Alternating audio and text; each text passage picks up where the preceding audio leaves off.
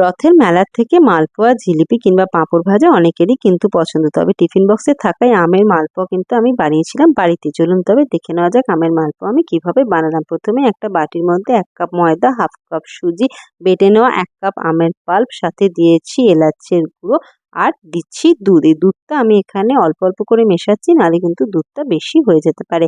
এবার দুবারে দুধটাকে দিয়ে ভালো করে মিশিয়ে একটা ব্যাটার তৈরি করে নিলাম, যেটাকে আমি 10 মিনিটের জন্য রেস্টে রাখছি।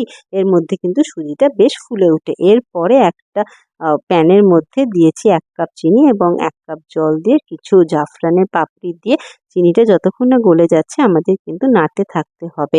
ব্যাস, আমাদের চিনির রস কিন্তু তৈরি। এখানে জাফরান দেওয়ার জন্য রসটা একটু হলুদ রঙের কিন্তু হয়। এরপরে ব্যাটারটা যেটা আমরা বানিয়ে রেখেছিলাম সেটাকে আরও একবার ভালো করে ফেটিয়ে নিলাম। প্যানের মধ্যে দিয়ে দিচ্ছি সাদা তেল। এরপরে অল্প অল্প করে ব্যাটার থেকে নিয়ে এরকম ছোট্ট ছোট্ট মালপোয়া আমি কিন্তু দিয়ে দিচ্ছি। এরপরে উল্টে পাল্টে বেশ লাল হওয়া অবধি কিন্তু আমাদেরকে এটাকে ভালো করে ভেজে নিতে হবে।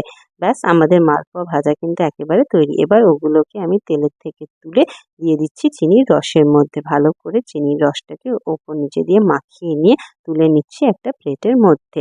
এরপরে আমি তার মধ্যে দিয়ে দিচ্ছি কিন্তু একটা ক্ষীর, যেটা আমি বাড়িতে থাকা দুধকেই একটু ঘন করে নিয়ে গুঁড়ো দুধ মিশিয়ে বানিয়ে নিয়েছি। সবটার ওপরে লাগিয়ে দিয়ে তার উপরে কাজু বাদাম এবং আলমন্ডের কুচি দিয়ে দিচ্ছি। এটাকে কিন্তু 3-4 ঘন্টার মতন ফ্রিজে রেখে পরিবেশন করলে খেতে লাগে দারুণ। ধন্যবাদ।